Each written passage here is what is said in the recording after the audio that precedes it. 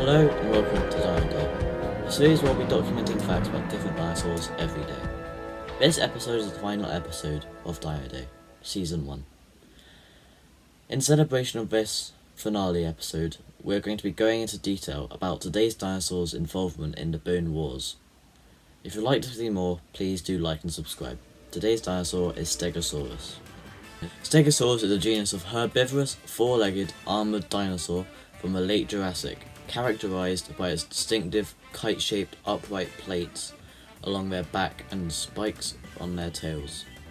Fossils of the genus have been found in the western United States and in Portugal, where they have been found dating to between 155 and 145 million years ago, of Upper Morrison Formation. Of the species that's been classified in the Upper Morrison Formation of the western US, only 3 are universally recognized: the S. stenops, S. unigulatus, and S. sulcatus. The remains of 80 individual animals of this genus have been found. Stegosaurus would have lived alongside dinosaurs such as Apatosaurus, Diplodocus, Camarasaurus, and Allosaurus, which the latter may have preyed on it. The Stegosaurs were large, heavily built herbivorous quadrupeds with rounded backs, short forelimbs, and long hind limbs. The tails held high in the air. Due to their distinctive combination of broad upright plates and tail tipped with spikes, Stegosaurus is one of the most recognizable kinds of dinosaurs. The function of this array of plates and spikes has been the subject of much speculation among scientists today. It is generally agreed that the spiked tail was most likely used for defense against predators, while their plates may have been used primarily for display and secondarily for thermoregulatory functions. Stegosaurus had a relatively low brain-to-body mass ratio. It had a short neck and a small head, meaning it most likely ate low-lying bushes and shrubs. One species, Stegosaurus ungulatus, is one of the largest known of all the stegosaurians, reaching 7 meters (23 feet) in length and 3.8 metric tons, and 4.2 short tons in body mass. And some specimens indicate an even larger body size. From this point in the video onwards, this video describes Stegosaurus' involvement in the Bone Wars. Stegosaurus remains were first identified during the Bone Wars by ornithologist Charles Marsh, and at Dinosaur Ridge, a landmark. The first known skeletons were fragmentary, and the bones were scattered, and it would be many years before the true appearance of these animals, including their posture and plate arrangement, became well understood. Despite its popularity in books and films, mounted skeletons of Stegosaurus did not become a staple of major natural history museums until the mid-20th century, and many museums have had to assemble composite displays from several different specimens due to the lack of complete skeletons. Stegosaurus is one of the better known dinosaurs and has been featured in film, on postal stamps, and in many other types of media. Stegosaurus was one of the many dinosaurs first described in the Bone Wars. It was first collected by Arthur Lakes and consists of several caudal vertebrae, a dermal plate, and several additional postcranial elements that were collected north of the Morrison, Colorado at Lakes YPM Quarry 5. These first fragmented bones, YPM 1850, became the holotype of Stegosaurus armatus when Yale paleontologist ornithologist Charles Marsh described them in 1877. Marsh initially believed the remains of the aquatic turtle-like animal and the basis of the scientific name roofed lizard. It was due to this early belief that the plates lay flat over the animal's back, overlapping like shingles on a roof. Though several more complete specimens have been attributed to the Stegosaurus armatus, preparation of the bones and analysis had discovered that this type specimen is actually dubious, which is not an ideal situation for the type of species of a well-known genus like Stegosaurus. Because of this, the International Code of Zoological Nomenclature decided to replace the type specimen with a more well-known species, Stegosaurus stenops. Marsh has also incorrectly referred several fossils to S. armatus, including the dentary and teeth of the sauropod Diplodocus, and putting the sauropod limb bones and the Allosaurus tibia under YPM 1850. On the other side of the Bone Wars, Edward Drinker Cope named Hypprocerthopus discourus as another stegosaurian based on the fragmentary fossils from Cope's Quarry 3, near the Cope's Nipple, site in Garden Park, Colorado in 1978. Many later researchers have considered Hypercephalopus to be a synonym of a Stegosaurus, though Peter Galton in 2010 suggested that it is distinct based on differences in the vertebrae. F. Hubble, a collector for Cope, also found partial Stegosaurus skeletons while digging at Como Bluff in 1877 that are now part of the Stegosaurus Mount, AMNH 5752, at the American Museum of Natural History. Arthur Lakes made another discovery later in 1879 at Como Bluff in Albany County, Wyoming. The site also dating to the Upper Jurassic of the Morrison Formation, when he found several large Stegosaurus fossils in the August of that year. The majority of fossils came from Quarry 13, including the type specimen for Stegosaurus ungulatus, YPM 1853, which was collected by Lakes and William Harlow Reed, the same year named by Hamash.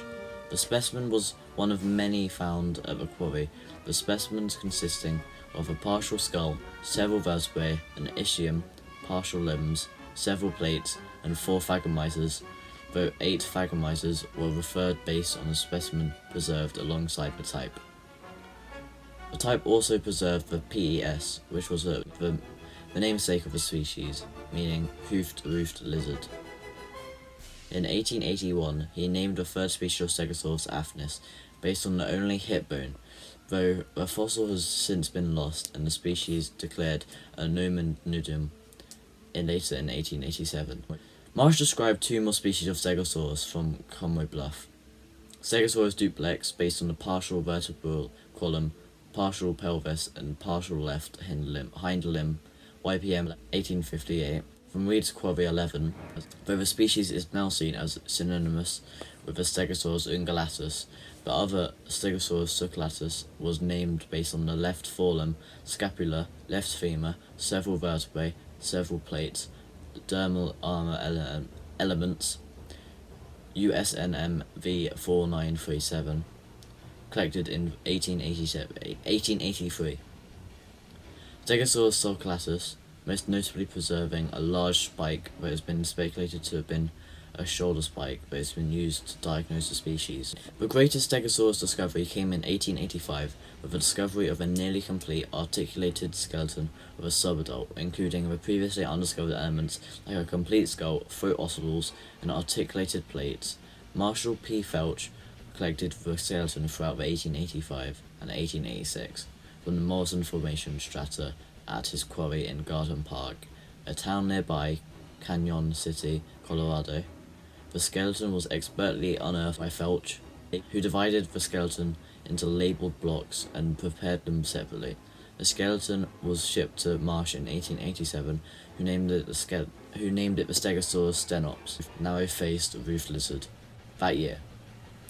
Though it had not yet been completely prepared, the nearly complete articulated type specimen of the Stegosaurus stenops allowed Marsh to complete the first attempt at a reconstructed Stegosaurus skeleton.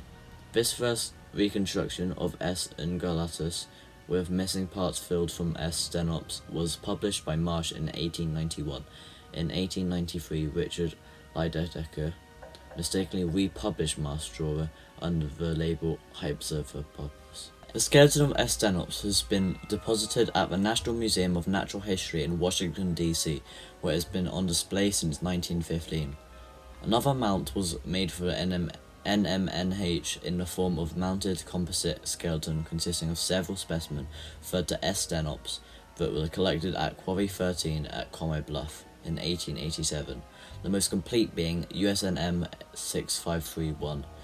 The type specimen of S. ungulatus, YPM 1853, was incorporated into the first ever mounted skeleton of a stegosaur at the Peabody Museum of Natural History in 1910 by Richard Swan Lull.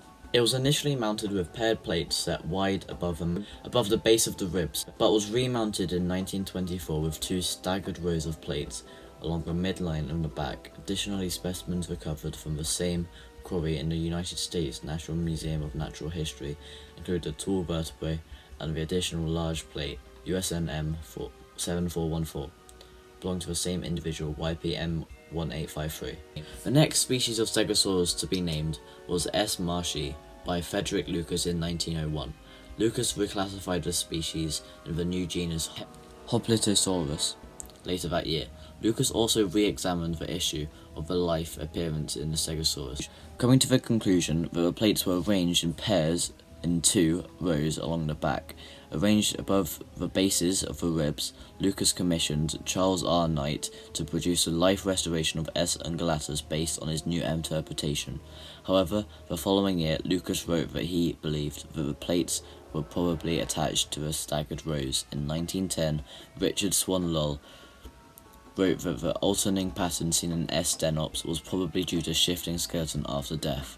He led the construction of the first Stegosaurus skeletal mount at the Peabody Museum of Natural History, which was depicted with paired plates in 1914.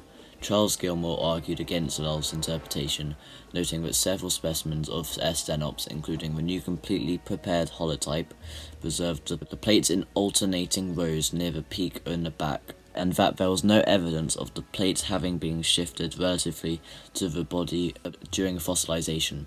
Gilmore and Lucas' interpretation became the generally accepted standard, and Lull's mount of the Peabody Museum was changed to reflect this in 1924.